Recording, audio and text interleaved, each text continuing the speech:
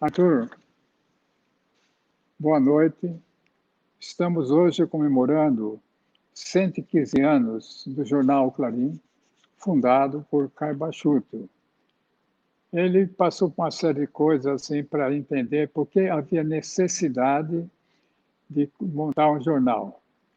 Porque ele ficou conhecendo a doutrina em função de vários sonhos que ele tinha com os pais, que ele ficou órfão com 9 anos de idade. Então, ele sonhava, depois os pais desencarnaram, que ele veio para Matão, o que aconteceu? Ele começou a sonhar demais com os pais, principalmente com o pai, que queria conversar com ele, ele não entendia.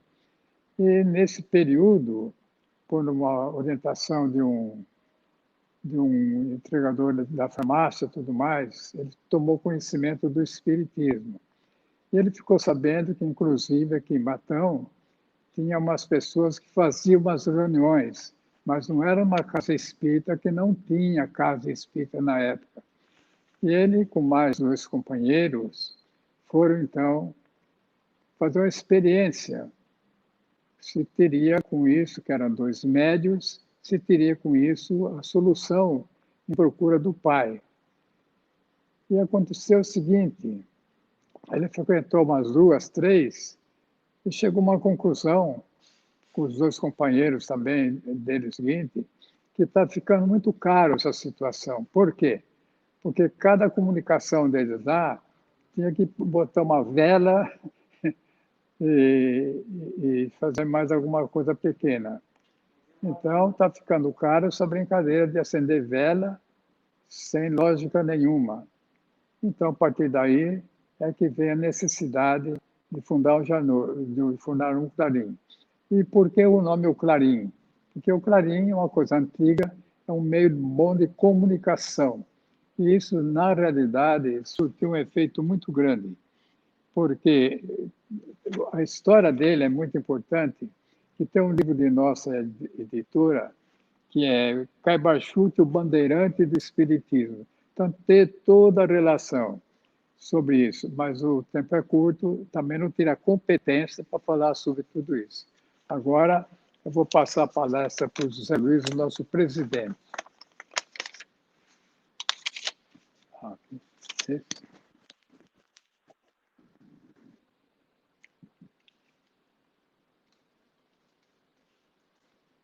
Boa noite a todos. Boa noite, Arthur. Logo, nós estaremos com a presença do Arthur Valadares, aqui em nosso ambiente, para proferir uma palestra a respeito desse dia especial, que é o dia do aniversário do Centro Espírita Clarim e da fundação do jornal O Clarim, por Caio Bachuto, em 1905. Esse ano comemoramos 115 anos. Agradecemos a participação do Aparecido, o membro da diretoria do Clarim, o mais antigo que nós temos, com a misericórdia de Deus, permite que ele esteja aqui conosco por muito mais tempo.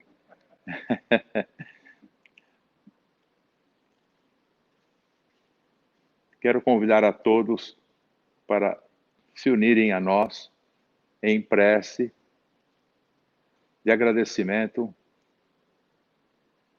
rogando a Deus, nosso Pai, a Jesus, nosso Mestre amado, e aos nossos benfeitores, a todos esses que se interessam pelo nosso progresso espiritual, e a Caio Bachuto, o mentor da nossa casa, que todos possam nos assistir nesta noite importante, em que comemoramos, celebrando com os nossos corações, as nossas emoções, a trajetória de 115 anos dessa casa, divulgadora da doutrina espírita, através do jornal O Clarim, da Revista Internacional do Espiritismo e das obras que nós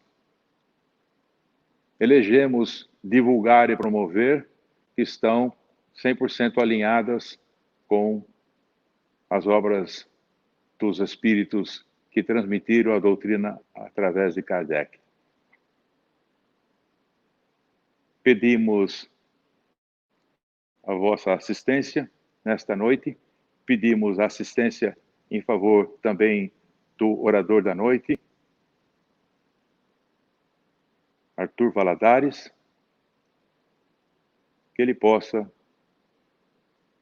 transmitir em palavras aquilo que vai em nosso coração nesta noite.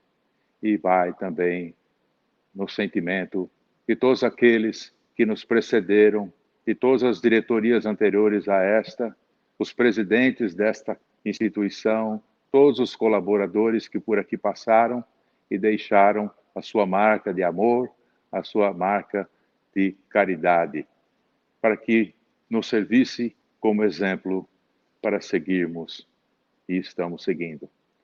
Convido a todos para participarem desta palestra de Arthur Valadares e convido o Arthur que, por favor, então, venha até nós pelos meios que você dispõe. Muito obrigado. Assim seja. Boa noite, meus amigos. Boa noite para todos que nos acompanham. É uma imensa alegria estarmos aqui reunidos nessa noite tão marcante, tão importante para a história do Espiritismo, não só aqui na nossa região, nem somente no nosso estado de São Paulo, mas para o Espiritismo do Brasil e mesmo do mundo, dada a importância que o coração que hoje relembramos, bem como a sua obra, teve realmente para a divulgação da doutrina espírita, para a expansão, para a difusão da mensagem espírita no Brasil e no mundo. Nós ficamos muito honrados, muito gratos mesmo, pela oportunidade de aqui estarmos partilhando desses momentos, agradecidos aí pelo convite dos amigos queridos lá do Clarim, de Matão, casa, né, e cidade, pelas quais temos um profundo carinho e sempre que possível buscamos lá estar, participando desses momentos, revendo corações amigos. Desta feita, não nos foi possível estar presencialmente com eles, né, com os amigos, mas aqui estamos pelas redes, semeando, né, aproveitando a ocasião para juntos acolhermos essas sementes que o Evangelho, que o Espiritismo nos trazem, para que delas façamos frutos, flores, que possam de fato embelezar a nossa vida, que possam trazer mais cor, mais perfume, mais sabor para a vida, né, de todos aqueles que conosco convivem também. Então fica aqui a nossa gratidão nessa data marcante, 15 de agosto de 2020, em que se completam em exatos 115 anos da fundação de O Clarim. E para a nossa reflexão nesta noite, partimos justamente desse símbolo, o Clarim, símbolo muito interessante escolhido por Caiba Schutel para ser essa marca aí da sua proposta de divulgação da doutrina espírita, símbolo que vai encontrar aí a sua raiz, a sua presença marcante lá já no Evangelho e que depois Caibar então soube trazer, né, para os nossos tempos, entendendo de fato uma das propostas centrais da doutrina espírita, que era estender esses clarins do reino, esses clarins da Boa Nova, esses ecos divinos e sublimes do Evangelho redivivo pelo mundo. E para a gente poder entender melhor a profundidade desse símbolo, né, que envolve aí o nome de O Clarim, nessa data dos seus 115 anos de fundação, a gente relembra um texto de Jesus que está lá no Evangelho de Mateus, no capítulo 24, conhecido como o Sermão Profético. É uma das falas mais simbólicas de Jesus, em que ele descortina para nós os horizontes do porvir.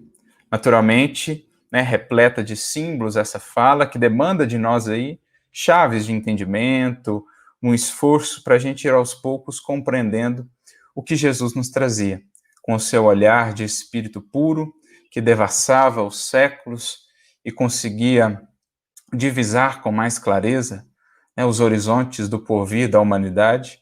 Jesus nos deixa essa mensagem para que no momento propício, com as ferramentas que ora, por exemplo, o Espiritismo nos confere, possamos entender melhor a dimensão e o conteúdo do que ali ele nos trazia. Então, em determinado momento desse sermão profético, né, que está no capítulo 24 do Evangelho de Mateus, também vamos tê-lo ali no Evangelho de Lucas e Marcos, enfim. Em determinado momento desse sermão, nos versículos 29, 30 e 31, nós temos falas que nos dizem respeito. Nós temos, digamos assim, falas que vão encontrar um eco muito propício, muito interessante na doutrina espírita, no advento da doutrina espírita. No versículo 29, Jesus traz aqueles símbolos para nós, né, que muito provavelmente vamos facilmente associar com o Evangelho segundo o Espiritismo, no seu prefácio, quando Jesus diz cadentes das potências do céu que seriam abaladas. Jesus está falando desses períodos de transição. Ele descreve esses períodos, as suas lutas, as dificuldades, mas ele fala também desse retorno do Filho do Homem, dessas estrelas que cairiam do céu, naturalmente, não eventos cósmicos, né, mas muito mais um sentido espiritual. Espíritos, portanto, que viriam ter conosco, como estrelas cadentes, a trazer-nos novamente essa mensagem do Cristo, nos relembrando as suas lições, ecoando essas lições e essa mensagem, essa boa nova, em todos os recantos do mundo.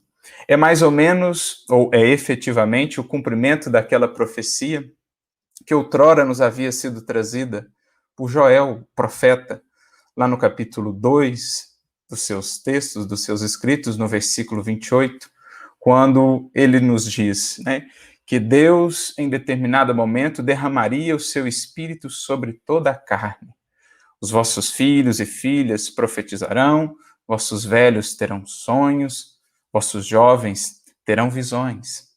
Ao comentar essa fala de Joel, no livro O Consolador, capítulo, questão 382, quando define para nós mediunidade, Emmanuel nos dirá que essa fala de Joel era uma referência a essa universalização da mediunidade, que ocorreu ali, né, preparando o advento da doutrina espírita, essa universalização da manifestação dos espíritos, manifestação essa que existiu em todos os tempos, mas que ali, no final do século XVIII, início do século XIX, manifestação que se tornou mais universal em todos os recantos, nas Américas, na Europa, em todas as partes.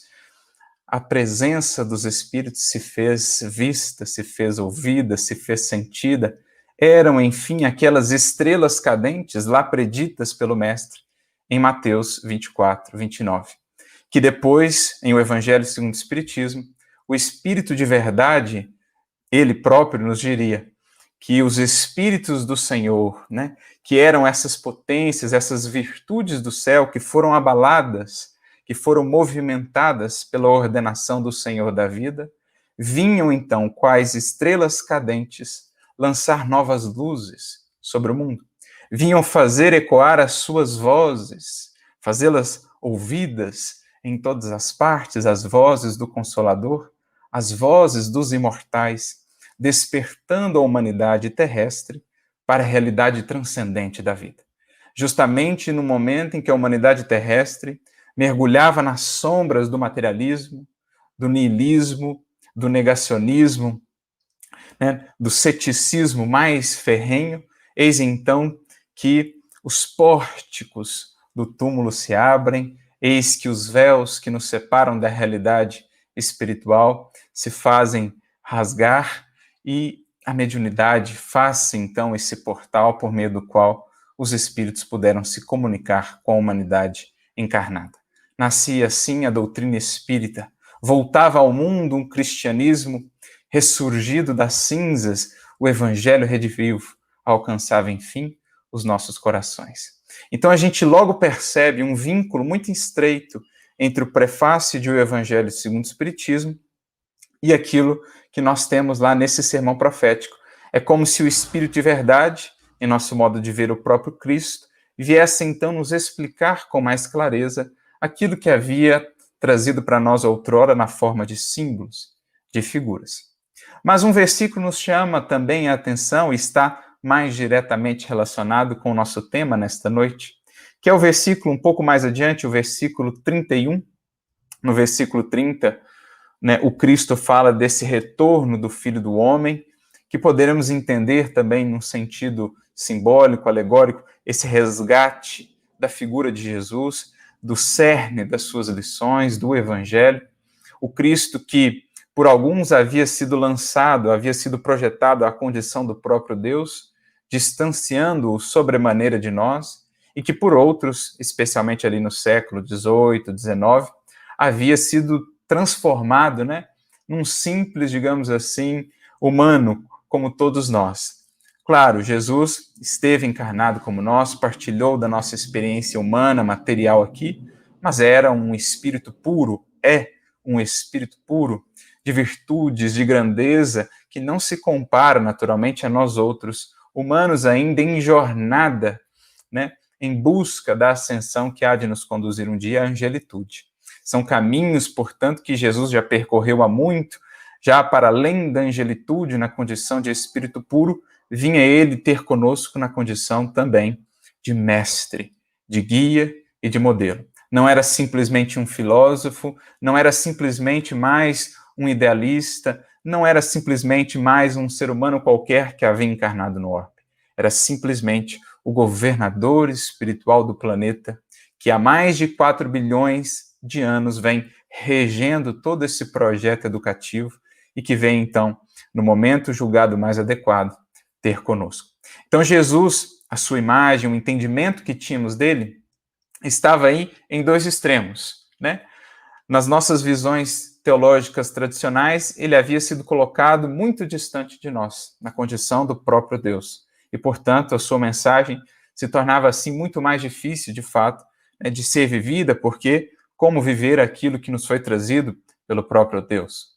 Por outro lado, aqueles da ciência, aqueles da filosofia ali do século XVIII, do século XIX, contestando uma série de concepções teológicas, de uma série de visões que até então a humanidade trazia, haviam rebaixado o Cristo ao patamar, né, de simplesmente mais um ser humano, de mais um pensador, para alguns mesmo, apenas de um mito, né, que não chegou a existir. Enfim, estava a sua imagem nesses dois extremos. Então o Cristo também prediz, nesse sermão profético, o retorno do Filho do Homem.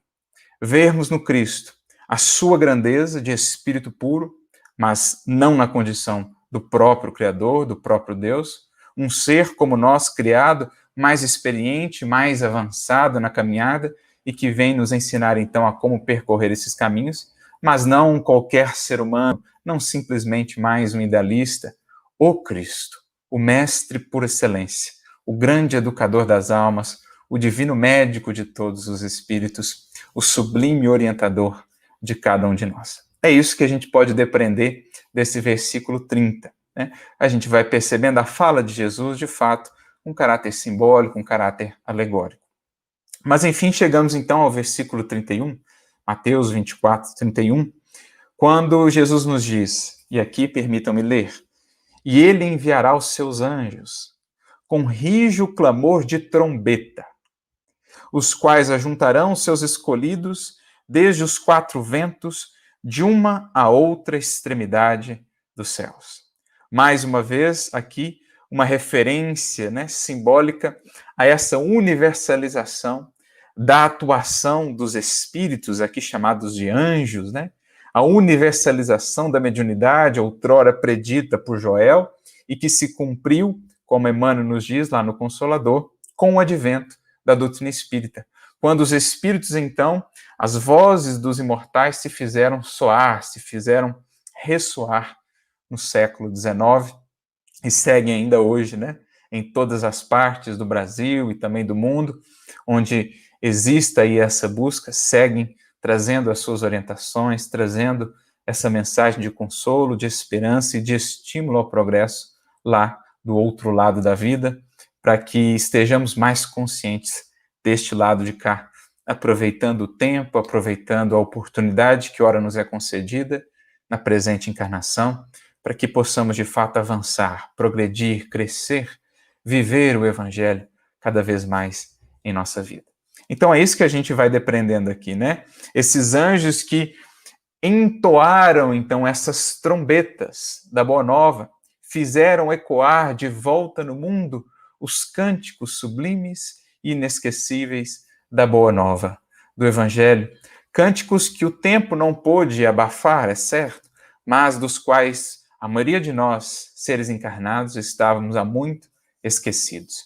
Era preciso fazê-los retumbantes uma outra vez, despertar a humanidade do seu sono, da sua inércia, do materialismo ferrenho, do egoísmo que a escravizava, para que pudesse, enfim, vislumbrar a grandeza dos seus destinos, para que pudesse despertar diante desses momentos culminantes da evolução terrestre, no processo de transição que estava, a partir de então, em curso, e que haveria, de ano a ano, decênio a decênio, se concretizar, se consolidar, coração a coração.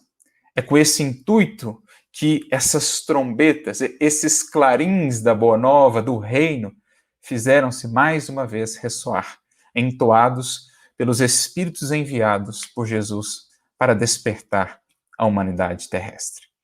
E é aí que a gente vê mais uma vez o vínculo com o prefácio de Evangelho segundo o Espiritismo, que é como que um texto explicativo daquilo que nós temos em figura no sermão profético de Jesus.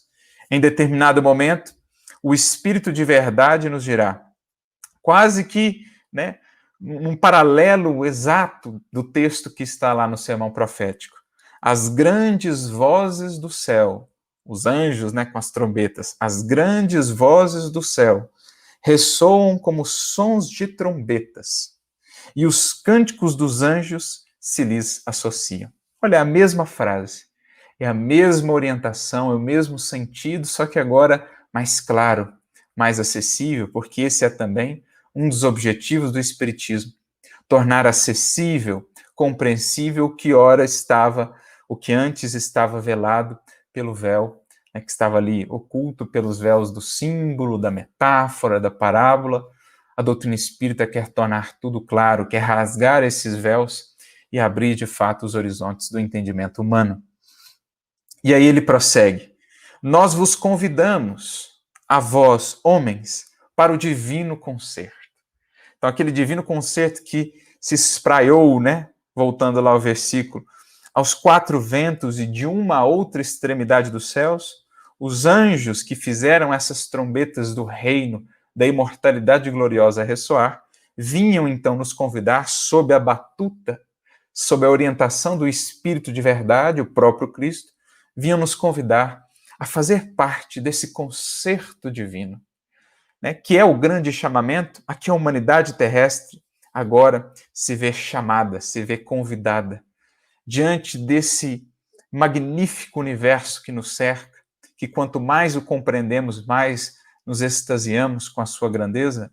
A humanidade terrestre, que ainda foge a esse divino concerto, sendo muitas vezes nota dissonante perante a perfeição das leis divinas, pelo egoísmo que ainda traz, pelo orgulho, pela vaidade, pelas ilusões, convida-nos, então, a espiritualidade maior, aqui, na palavra do Espírito de verdade, a fazermos coro agora com a harmonia universal, a nos fazermos notas harmoniosas nesse concerto universal regido pelo grande regente do universo, que é o nosso Pai Criador, aqui na Terra, mais propriamente representado por Jesus, pelo Espírito de verdade.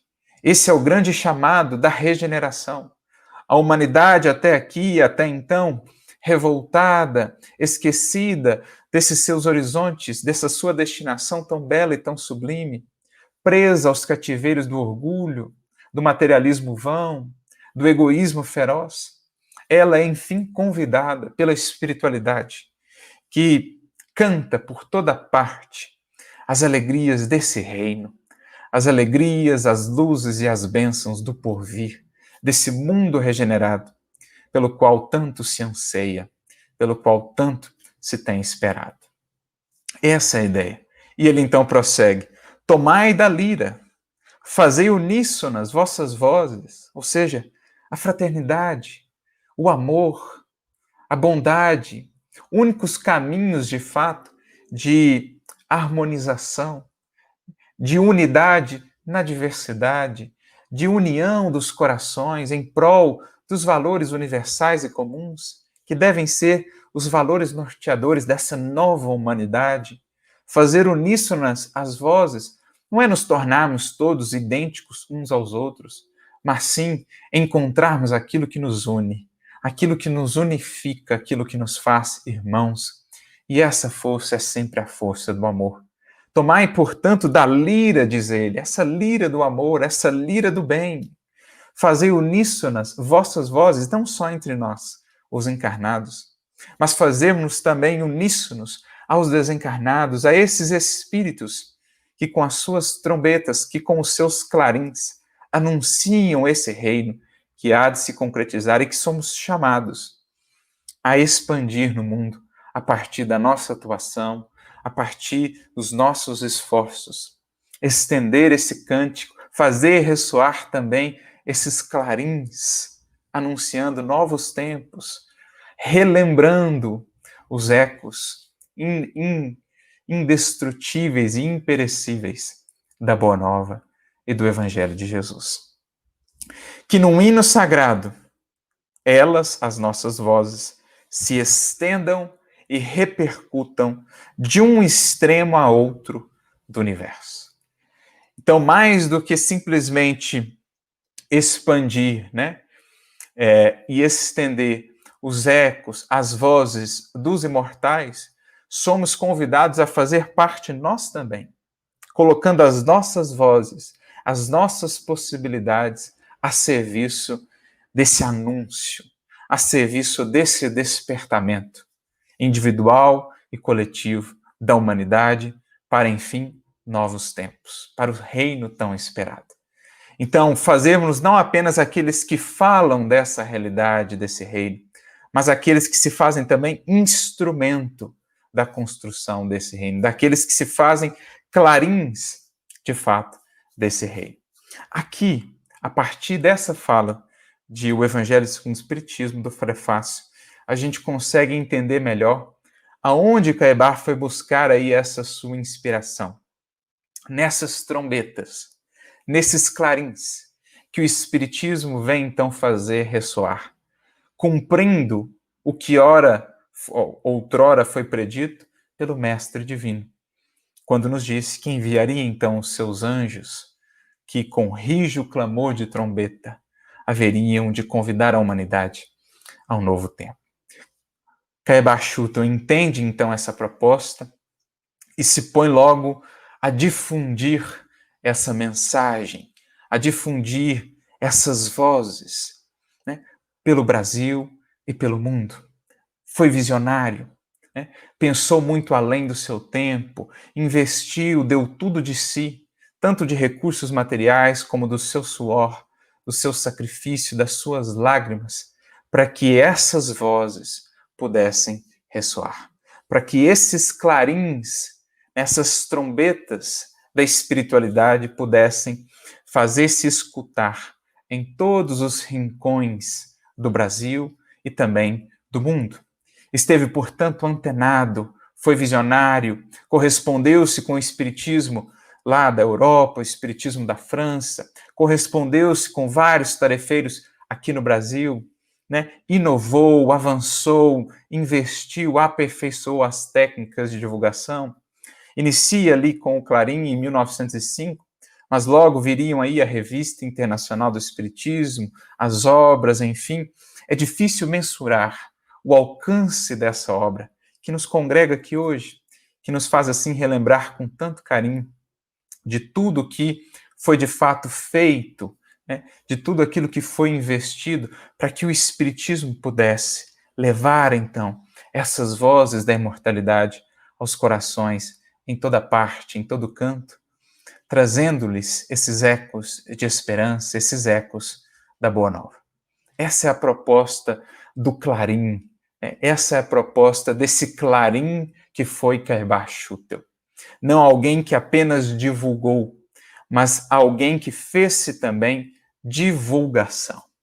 Alguém que fez-se a própria divulgação essencial, dando vida, portanto, à obra de divulgação que havia iniciado.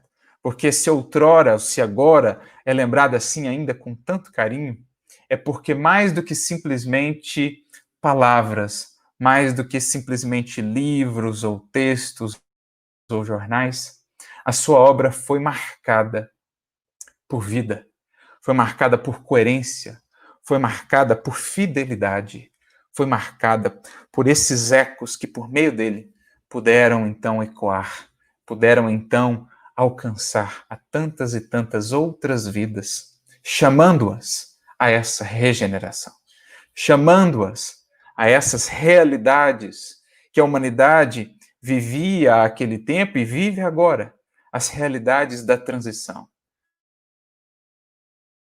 Enfim, encerrando-se um ciclo que outrora havia sido predito por Jesus e que agora entramos nesses últimos momentos, nessas últimas horas, prenunciando já as horas de um novo alvorecer para a humanidade. Convocando, portanto, trabalhadores da última hora, mas também, já como ele foi, os trabalhadores da primeira hora desse novo dia da humanidade. Esse é Caiba Chuta, que entendeu esse chamado do Espírito de verdade. Chamado para que se fizesse ecoar por todos os meios possíveis essas trombetas, esse clarim da Boa Nova, esse clarim do Rei. Mas, mais uma vez frisamos, sua obra não foi assim tão bem sucedida só por conta do alcance da divulgação que conseguiu realizar e empreender.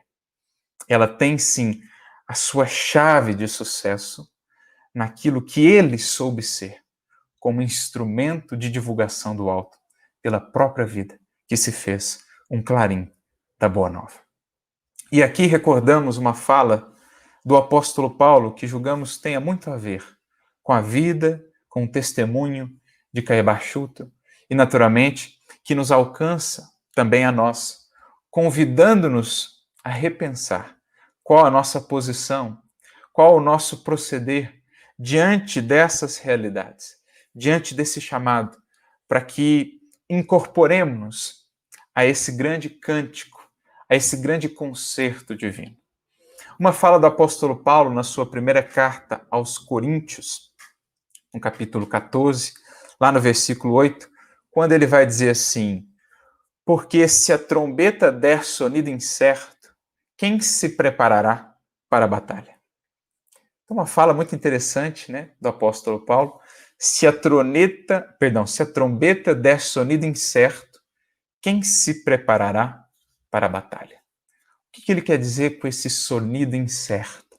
E para isso, para nos auxiliar a penetrar um pouco mais fundo no entendimento dessa fala de Paulo, recorremos ao benfeitor Emmanuel, que vai ter um comentário sobre essa mensagem no capítulo 124 do livro Vinha de Luz. A mensagem intitula-se O Som.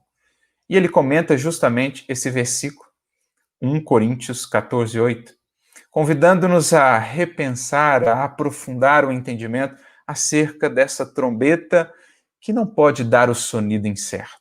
Ora, estamos falando aqui de transição, estamos falando aqui de mudanças viscerais, não só na humanidade, mas antes, em cada um de nós. E ninguém se engane, é um combate, é um bom combate, nas palavras do apóstolo Paulo, que se processa sobretudo em nós. O combate da luz contra a sombra, o combate do bem contra o mal que ainda reside em nós, o combate da liberdade, do anseio de liberdade, contra as algemas das paixões seculares que ainda nos prendem aos vícios e à desilusão. É o bom combate que se estabelece no campo interno do discípulo quando desperta para a sua regeneração. Quando, ouvindo esse clarim da Boa Nova, desperta para essa batalha fundamental a ser iniciada em si, para se expandir também ao mundo, não com as armas, não com os métodos das tão antigas batalhas humanas, mas uma nova batalha, um novo modo de batalhar, em que as armas serão a do serviço, a da humildade, a do amor. Batalha da luz contra a sombra. Batalha do discípulo fiel que se faz, então, onde está inserido pelo Cristo.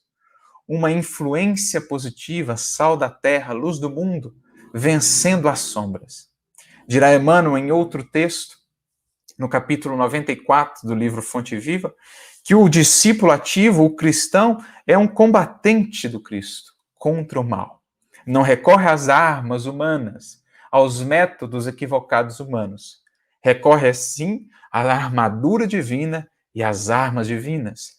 Como Paulo trabalhou na sua carta aos Efésios, lá no capítulo 6, por exemplo, na sua primeira carta aos Tessalonicenses também, no capítulo 5, mas especialmente no capítulo 6 de Efésios, quando ele trata da armadura divina, desse bom combatente, que se faz aí, né, aquele que se empenha profundamente, com todas as suas forças e com toda a sua vontade, no bom combate interior por vencer a si mesmo e fazer-se então também um instrumento de libertação, de renovação, de despertamento para os seus irmãos, para aqueles que estão ao seu redor. Paulo lá dirá para nós, nessa carta, Efésios 6, que nós precisamos nos vestir dessa armadura, que são aí os instrumentos da batalha do cristão. O capacete da esperança na salvação, a couraça da justiça, o cinto da verdade, o escudo da fé e a espada do Espírito, né, da palavra, não só a palavra voltada, inspirada no bem, mas também a palavra vivida, o verbo que a nossa vida venha a se tornar, pela palavra de Jesus, pelas lições de Jesus, bem vividas em nossa conduta, em nossas atitudes. Essa é a armadura, essas são as armas do cristão, que é esse combatente, então, desperto, preparado, porque já ouviu essa trombeta, esse clarim do reino. E é aqui que entendemos melhor o porquê da grandeza e do alcance da obra de Caibar Schutel. Porque ele não se contentou em ser apenas o que espalhou por textos, pela mídia, por todos os recursos que lhe eram possíveis àquele tempo, essa mensagem. Ele não somente ecoou essas vozes através da imprensa, através dos textos, mas, sobretudo, fez-se ele também essa trombeta, não de sonido incerto, mas de sonido certo, trombeta fiel que foi então utilizada pelo alto para estender esse som retumbante, né, de despertamento de outros corações, de outras tantas vidas. E é nesse sentido que, pela vida de Caibar e também por sua obra, somos convidados a atentar para esse dever que a consciência se nos impõe, uma vez que despertamos para essa grande batalha, que é a da regeneração de nós mesmos e também, em consequência, a regeneração do mundo. Somos convidados a ser, também nós, trombetas, não de sonido incerto, mas de sonido certo, porque fiel, trombetas fiéis, clarins anunciadores, por onde passarem, desse novo tempo. Clarins que fazem ecoar a voz poderosa e a mensagem absolutamente eloquente do amor, do bem, da fraternidade, únicas forças capazes de vencerem as forças seculares das sombras, todas as forças das paixões humanas que ainda trabalham contra o progresso da humanidade. Essa é a proposta, e é aqui que a gente vai penetrando, então, no sentido desse texto, né? Caibar soube ser essa trombeta de sonido certo e soube com isso despertar muitos corações para a batalha, primeiro em si mesmos, depois contribuindo no mundo para que o bem vença o mal, para que a caridade vença o egoísmo, para que a luz vença a sombra, sem instrumentos de violência, a não ser pela expansão da fraternidade, do bem, da persuasão verdadeira. Essa é a força da obra de Caibar, que mantém a sua obra no mundo, a sua obra material lembrada, mas que mantém também, sobretudo, a chama, né, do seu exemplo, da sua inspiração tão acesa, a estimular todos os seus continuadores e todos os seus admiradores que aqui nos reunimos para lembrar o seu exemplo.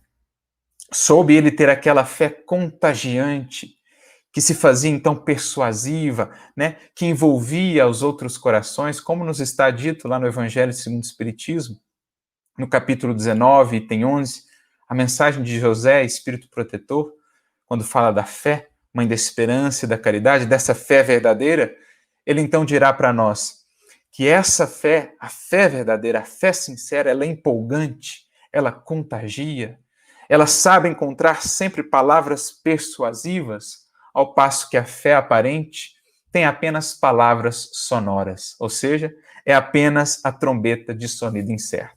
A fé sincera, a fé ativa, ao contrário, é a trombeta, é o clarim de sonido bem certo, persuasivo, penetrante, despertador de outros corações. Esse foi Caibar Chuta. Lembrando mais uma vez Paulo, na sua carta aos Coríntios, capítulo 13, versículo 1, quando nos diz que aqueles que soubessem falar as línguas dos homens e dos anjos, mas a quem faltasse amor, seriam como o metal que soa ou como o sino que tine. Caibar não foi assim, não foi apenas barulho, não foi apenas divulgação de textos, de escritos, de palavras no rádio. Caibar foi essa trombeta que, justamente por vibrar no diapasão do Mestre, no diapasão do amor, tinha essa voz tão viva, tão penetrante, que se irradiava também por meio das suas obras, dos seus escritos, dos seus livros, dos seus esforços. Aí sim, dando vida e alcance, dimensão à sua obra magnífica e inesquecível.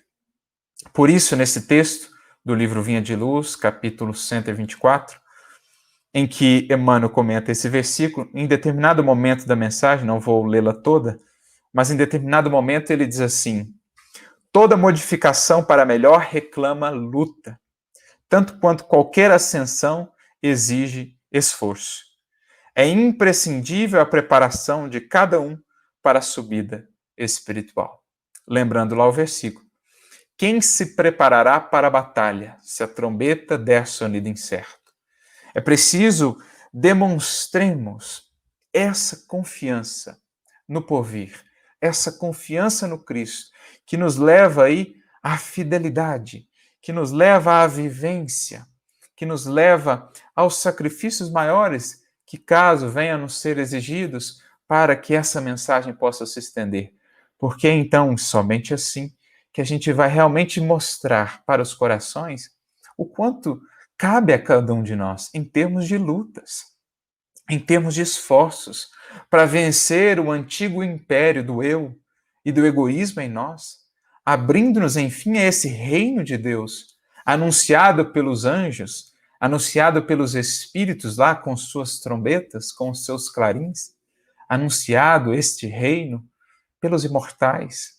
Que não nos enganemos, não é caminho de facilidades, não é caminho de ilusões, não é caminho de tranquilidade do mundo, é sim caminho de paz interior, de consciência tranquila, de fé, de consciência edificada no dever. E essa trombeta, então, de sonido certo, de fidelidade, que mostra aos outros corações o caminho certo, que é Jesus, para a nossa libertação. Não um caminho de facilidades, não um caminho sem lutas, sem esforços. Um caminho que exige de nós despertamento da vontade, empenho, entrega, disciplina, para que se faça, então, liberdade em nosso destino, para que se faça, então, cada vez mais luz, cada vez mais amor, cada vez mais expressão de comunhão com a suprema potestade, com o nosso Pai, a nos conduzir no caminho. Então é isso que Emmanuel começa dizendo aqui para nós, né? Toda modificação exige luta.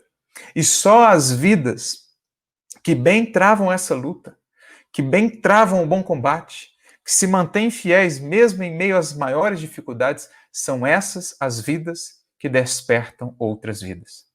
São essas as vidas que se fazem trombetas, que se fazem clarins, verdadeiramente anunciadores do Cristo, anunciadores desse reino. São esses os legítimos e mais efetivos colaboradores da espiritualidade superior na construção desses novos tempos. É isso a que somos chamados. E Emmanuel então prossegue. É natural, portanto, que os vanguardeiros sejam porta-vozes a todos aqueles que acompanham o trabalho de melhoria aglomerados em multidão. Então, os vanguardeiros, os que vão à frente, como Caibar, são aqueles que se fazem porta-vozes da espiritualidade maior, convidando a nós outros que ainda vamos ali na condição meio que de multidão, já nos desprendendo da multidão, para assumirmos de fato a condição de discípulos. Porque vemos isso no Evangelho, da multidão, quando saímos desse comportamento massificado, em fazer tudo o que os outros fazem, em seguir os mesmos padrões da humanidade, padrões que têm levado a tantas dores, a tantas desilusões. Os discípulos são aqueles que começam a sair, então, desse comportamento de multidão para assumirem a autonomia de serem os condutores, os criadores dos seus destinos sob a orientação de Jesus. Os vanguardeiros, aqueles que vão à frente com mais coragem, com mais empenho, com mais dedicação, são os que despertam pouco a pouco os corações ainda presos à multidão para a batalha, para a luta em si mesmos e, naturalmente, para a grande luta, boa luta, sem violência, mas a boa luta do bem contra o mal, do amor contra o ódio, da luz contra a sombra. Então, esses vanguardeiros, Caibar, Eurípides Barçanufo, Bezerra de Menezes, Anália Franco e tantos outros corações que aqui poderíamos citar, sem recorrer àqueles primeiros vanguardeiros dos tempos do Cristo, dos tempos inesquecíveis dos primeiros mártires, sem nos recordarmos ainda deles, já poderíamos encontrar nos nossos próprios tempos tantos exemplos a nos chamar a essa frente, a nos convidar a essa vanguarda, a nos convidar a dar passos de coragem, libertando-nos dos mesmos velhos padrões e paradigmas de séculos, para abrirmos-nos de fato a esse novo dia a que o Cristo nos conclama. Eis porque, personificando no discípulo do Evangelho a trombeta viva do Cristo, olha que lindo isso, personificando no discípulo do Evangelho a trombeta viva do Cristo, dele deveremos esperar avisos seguros. Então, espera-se do discípulo do Cristo, do discípulo do Evangelho, avisos seguros, porque ele é convidado a ser a trombeta viva do Cristo. Como o Espírito de Verdade nos diz, ele é convidado a tomar da sua lira e adentrar nesse divino concerto. Ou, poderíamos pensar também, ele é convidado a tanger a sublime lira do seu coração, fazendo então ecoar, irradiar-se, difundir-se os cânticos da Boa Nova. Essa é a ideia. Darmos avisos seguros. E só conseguiremos transmitir avisos seguros a outros corações se construirmos em nós essa segurança, que nasce da relação estreita, da relação íntima e profunda com Jesus. Segurança de bases, segurança de princípios.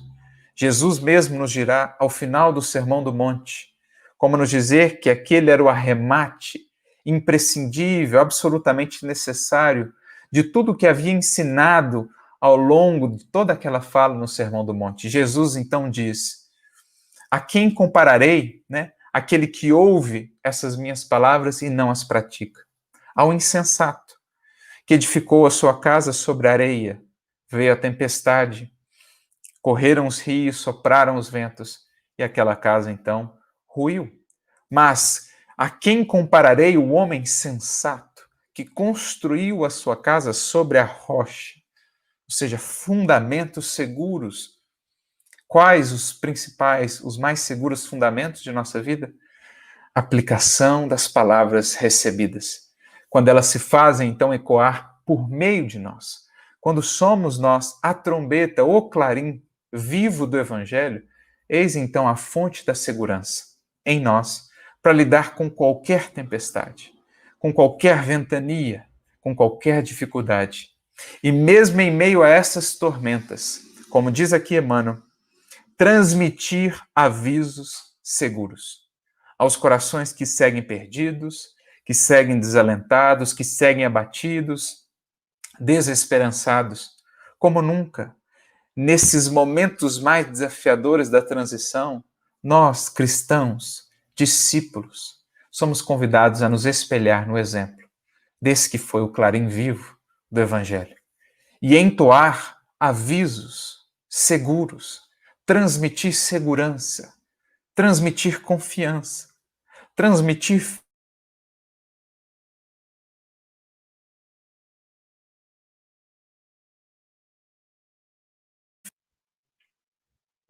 diante das lutas que eles viveram, dos desafios pelos quais passaram.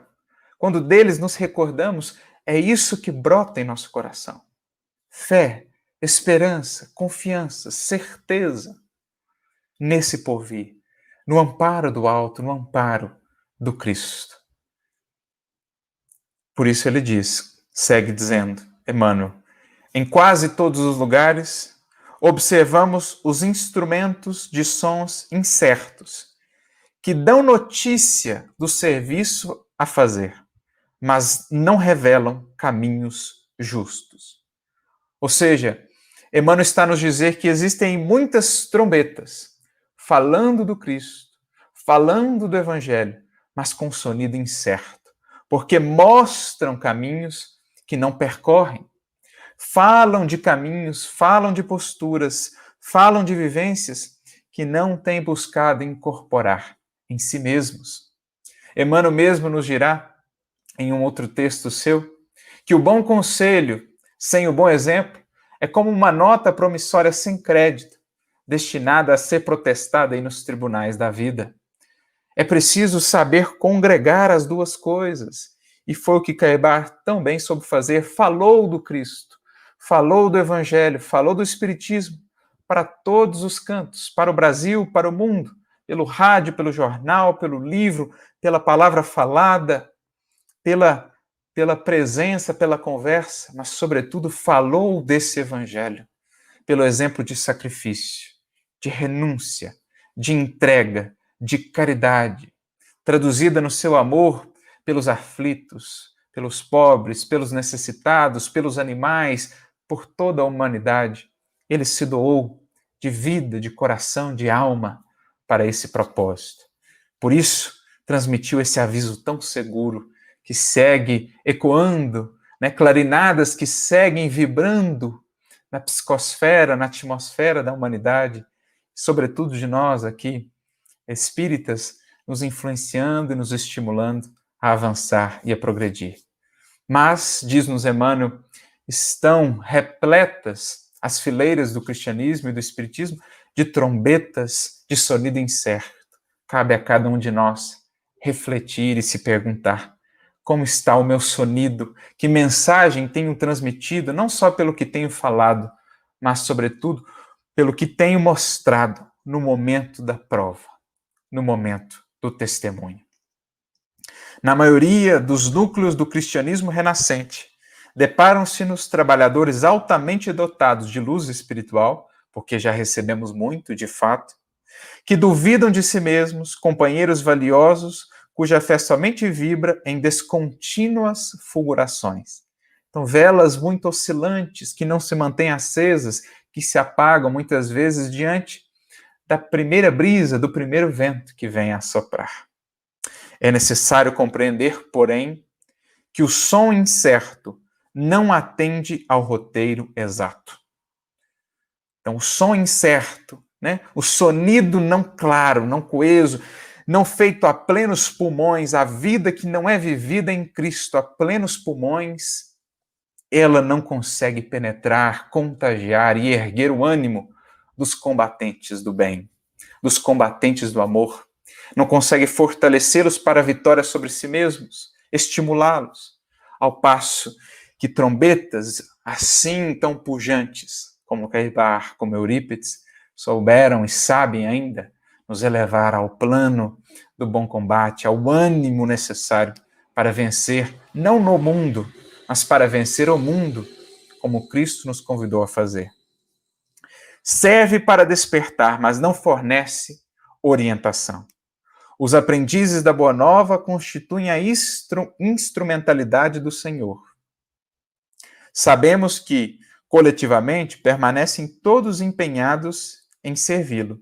Entretanto, ninguém ouvide a necessidade de afinar a trombeta dos sentimentos e pensamentos pelo diapasão do Divino Mestre, para que a interferência individual não se faça nota dissonante no sublime concerto do serviço redentor.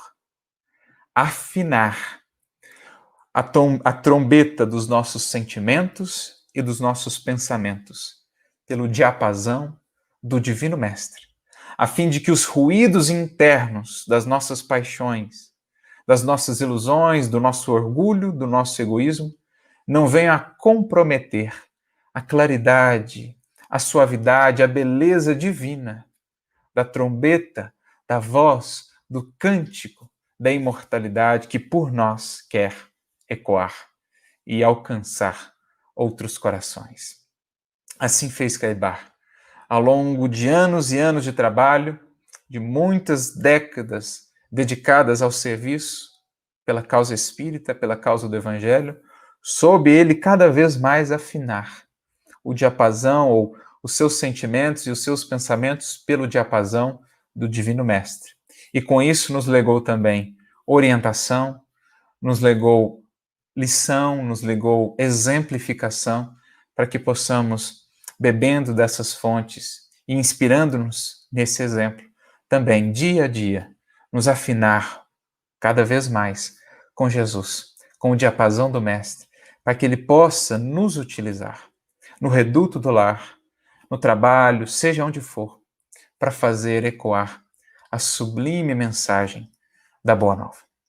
Que nós possamos nos inspirar, então, nessa data marcante, nesse que não foi apenas o fundador do Clarim, que tão bem ecoou a mensagem da imortalidade gloriosa pelo mundo, mas aquele que foi, mais propriamente, o Clarim da Boa Nova, que ecoou assim com tanta clareza e com tanta beleza a mensagem do Cristo, a mensagem de Kardec, a mensagem do Consolador, para esses momentos de desafio, para esses momentos de testemunho que a humanidade é agora convidada a passar, até que venhamos, enfim, a consolidar a vitória sobre nós mesmos, a regeneração de nós mesmos e, enfim, a regeneração da humanidade. Que Caibar possa nos inspirar a todos e que Jesus possa encontrar em nós os clarins da Boa Nova, bem afinados ao seu amor,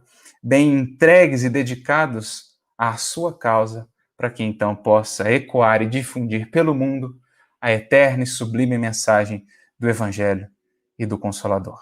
Que Jesus nos abençoe, nos inspire a todos, e nós chamamos agora aqui os queridos amigos para fazerem o encerramento. Muito obrigado, Arthur Valadares. Estamos aqui sensibilizados pelo grau de lucidez que você apresenta nessa palestra. 115 anos muito bem comemorados, porque você realmente soube entrar no espírito da essência de Caibar Schutel e a sua trajetória aqui por Matão, durante a existência muito, muito proveitosa até 1938, quando ele veio a desencarnar. Muitíssimo obrigado, Arthur Valadares. Excelente a exposição, excelente apresentação, fez justiça a um baluarte do movimento espírita no Brasil e no mundo, o nosso querido Caibar Schutel. Agradecemos a presença e a participação de todos e desejamos que todos tenham um final de sábado e um domingo e uma semana muito boa e que tudo corra bem com todos. Pedimos a Deus, nosso Pai, e a Jesus, nosso bondoso e amado Mestre, a Carva Chuto, o patrono desta nossa casa, que abençoe o nosso propósito de nos elevarmos, de nos transformarmos, de nos unirmos em torno das palavras e dos ensinos de Jesus, para que possamos retornar ao mundo espiritual em condições melhores do que quando aqui chegamos. Muito obrigado a todos.